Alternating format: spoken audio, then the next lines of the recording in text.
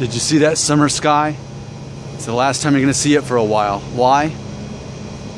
Because today is the last day of summer, and it's my final video of today. This is the last summer video of 2017. And here's what it all comes down to. A video I made called Hair Loss, Whose Side Are You On Anyway? Someone called Undying Will had this to say, quote, "If hair loss was a guy, what would you say to him?" End quote. Now, if I'm understanding this correctly, and I may not be, if I understand this correctly, we're basically personifying hair loss. Not a guy who's losing his hair, but hair loss itself. So for example, to help us better understand what I think this means, if we were to personify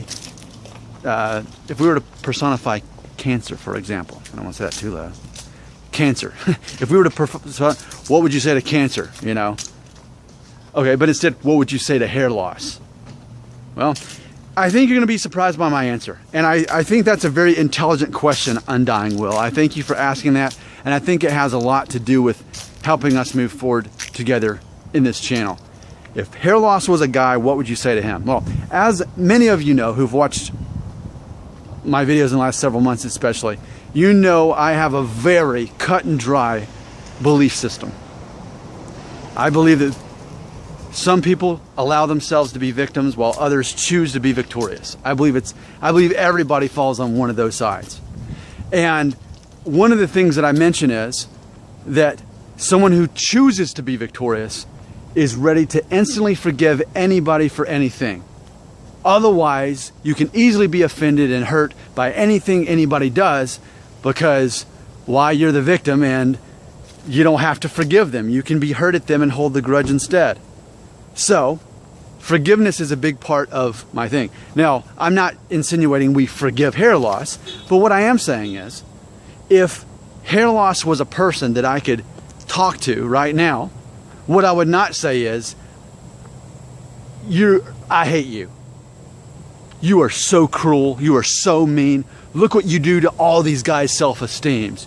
You should be ashamed of do you really think? No. That's ridiculous.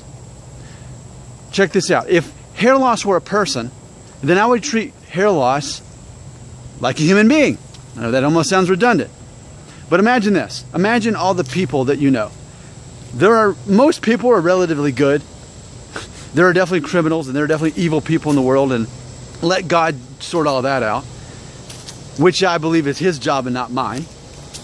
So there are people out there who are maybe harder to forgive than others. Their lifestyle choices, their decisions they make, the way they treat people is harder to accept than the average person. Some people are more annoying and obnoxious to be around. Some people will never learn, and you have to be around that person. I made a video on my other channel, by the way, saying it's always a choice to be annoyed by someone who's obnoxious. I believe that. I don't care how annoying or obnoxious someone is, it's always your choice to allow yourself to be annoyed, just like it's your choice to be offended by someone. So, if hair loss was a person, I would not be upset with hair loss. I would accept hair loss as he were. Even if I didn't agree with how he handles things, I would be okay with hair loss. I would try to be friends with hair loss. I wouldn't even necessarily try to change hair loss's views. As he gets to know me, he knew what my perspective was. I have no animosity towards hair loss, the human being that we're making up right now. Not at all. I accept hair loss for who he is. Now, 4 minutes into this video, you see where I'm going with this. In this almost bizarre little video here, we're personifying hair loss, but I think our friend was on something. I think Undying Will was on to something very clever, and I'm so clever I'm a little bit jealous, I'll admit that. Even though it's against my code to be jealous, because you should always be content with what you ever got. But Undying Will is, maybe even by accident, is proving a point. There's the yellow Corvette that you always look at every day. Here's the point. In this video, we're choosing to personify hair loss. But in everyday life, we're basically doing that anyway, aren't we? I think so many people watching my videos, those especially who haven't got over the fact that they're losing their hair and that they haven't accepted yet their new identity as someone who's lose their hair. The ones who still don't have the confidence that I have despite hair loss or ever will. Those people who are still journeying, and there's nothing wrong with that, because even I was there at some point, right? Until, remember the story I told you about Alyssa, who said there's no shame in going bald? If you haven't seen that video I did last week, you should watch it, right?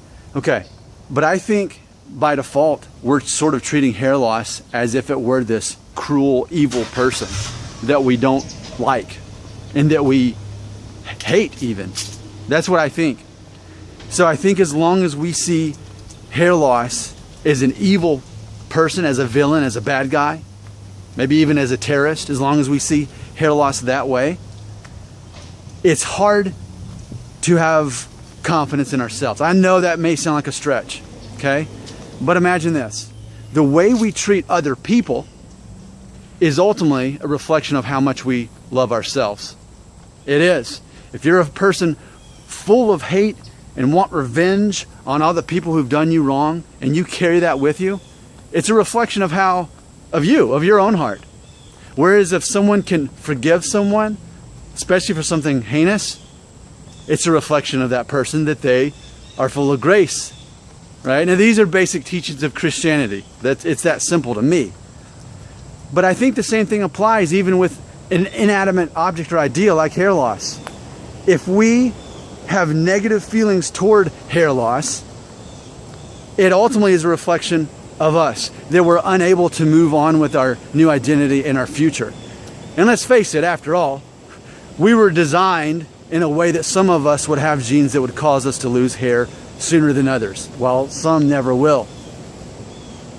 And I've said before, it's like fighting nature. It's like being upset with nature, ultimately.